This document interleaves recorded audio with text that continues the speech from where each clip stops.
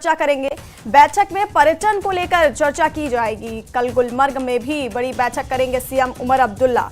तो बड़ी खबर आपको बता रहे हैं, सीएम उमर अब्दुल्ला की आज हाई लेवल मीटिंग है पहलगाम में। अधिकारियों के साथ चर्चा करेंगे, पर्यटन को लेकर इस दौरान चर्चा की जाएगी। वहीं कल गुलमर्ग में भी बड़ी बैठक करेंगे सीएम उमर अब्दुल्ला। तो पहलगाम में अधिकारियों के साथ आए हाई लेवल मीटिंग करेंगे सीएम उमर अब्दुल्ला। इस दौरान बैठक को लेकर पर्यटन को लेकर चर्चा की जाएगी बैठक में। वहीं कल गुलमर्ग में भी बैठक करेंगे सीएम उमर अब्दुल्ला।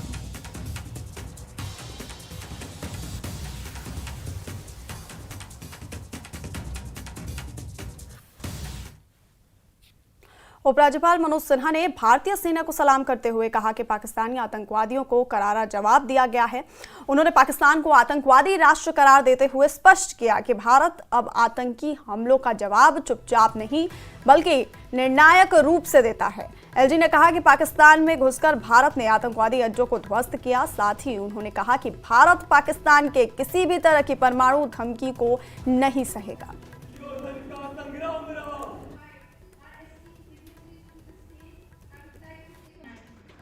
6 और 7 मई की रात को पाकिस्तान के घर में घुसकर उसके आतंकी ठिकानों को मिट्टी में मिलाकर भारतवर्ष ने पूरे दुनिया के सामने धैर्य और पुरुषार्थ का एक नया परिचय दिया है।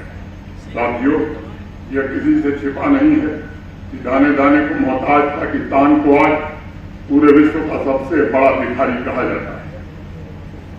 इंटरनेशनल मॉनेटरी फंड जैसे संस्थान उसे रोटी के लिए भीख में कुछ पैसे दे देते हैं, लेकिन उसकी मती तो मारी गई है। 90 के दशक से लेकर अब तक की इस आतंकी मुल्क ने हमारी आत्मा पर बहुत घाव की और इसलिए पहलगाम हमले के बाद इस भारत ने आतंकवाद के इस वैश्विक केंद्र के साथ साथ पूरे विश्व को स्मरण करा दिया।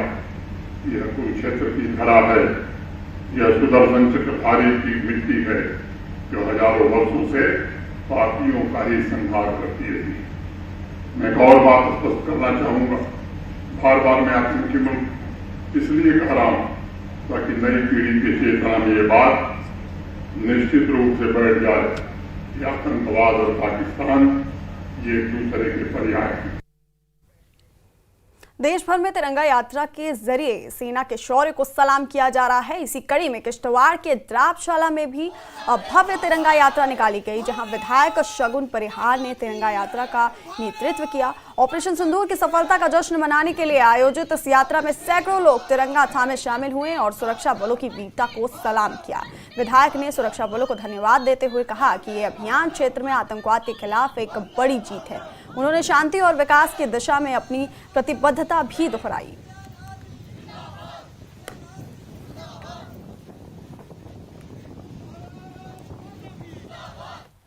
हजरतबल विधानसभा क्षेत्र से नेशनल कॉन्फ्रेंस के विधायक सलमान सागर ने इलाही बाग में जन दरबार का आयोजन किया, जहां उन्होंने स्थानीय लोगों से सीधे संवाद कर उनकी समस्याएं सुनी। इस मौके पर बड़ी संख्या में लोग पहुंचे और अपनी शिकायतें और सुझाव विधायक के सामने रखे।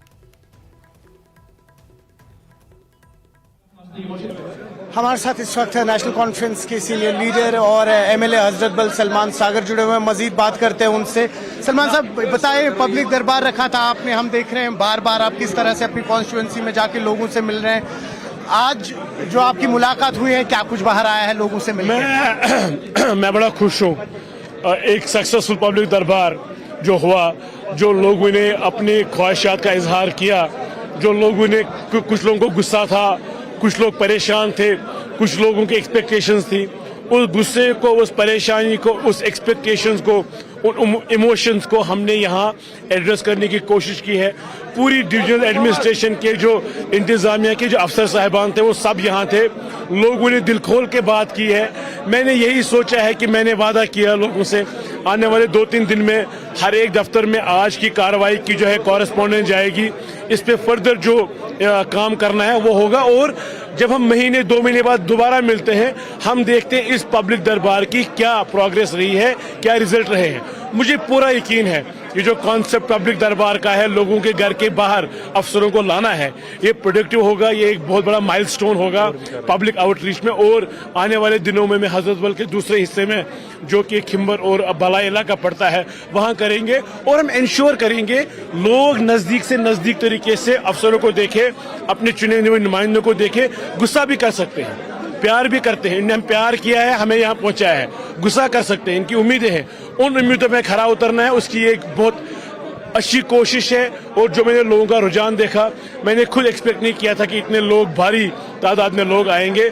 मैं लोगों का शुक्रिया अदा करता हूं जिन्होंने इस पब्लिक दरबार को कामयाब बनाया। और सागर साहब, हमने देखा ऑफिशियल्स को जो आपने लाया था, गवर्नमेंट ऑफिशियल्स को, वो लोग भी सेंट्रली स्पॉन्सर्ड स्कीम्स हो या स्टेट स्पॉन्सर्ड स्कीम्स हो, वो भी लोगों के सामने रख रहे थे। मैं बहुत शुक्रगुजार हूं उनका। मुझे लगता है उन्होंने पब्लिक सेंटिमेंट देखा, उन्होंने देखा कि लोगों की एक्सपेक्टेशंस कितनी है सरकार से। वो खुद सामने आए और कुछ स्कीम्स का एतराफ करने लगे और कुछ स्कीम्स को हाईलाइट करने लगे, जिससे निचली सतह पे, ग्राउंड पे, ग्रास रूट लेवल पे लोगों को फायदा होगा। मुझे पूरा यकीन है, चाहे वो युवा की थी, चाहे वो और एक प्लान EMI थी, इनका आबा या युवा जो ये स्कीम्स थी जो आज लोगों ने यहाँ सुनी, मैंने लोगों को देखा बड़ा एंथुसियास्टली, बड़े ध्यान से सुनते हुए। मुझे पूरा यकीन है उनका फायदा लोगों को होगा। और इन पब्लिक दरबारों का जोड़ने चुने हुए नुमाइंदे हैं। हम मुश्किल हालात में काम कर रहे हैं, हमें बहुत अड़चनें आ रही है काम करने में, लेकिन उसके बावजूद भी जितना हमसे हो पाएगा, जितना वक्त हम अपने लोगों के लिए सर्व कर सकते हैं, हम उसमें पीछे नहीं रहेंगे। मैं अपनी टीम का, अपने हजरत बल के ऑफिस बेयरर्स का, जम्मू कश्मीर नेशनल कॉन्फ्रेंस के ऑफिस बेयरर्स का, अपने सेक्रेटरी साहब का, जो हमारे ब्लॉक के सेक्रेटरी है इरफान साहब, इन सब का शुक्रिया अदा करता हूँ। सीनियर यूथ जितने भी है, उन्होंने इसको कामयाब बनाया। और अफसर साहब का thank you very much. News 18 के लिए अयूब खान के साथ श्रीनगर से मैं सरोज कफी।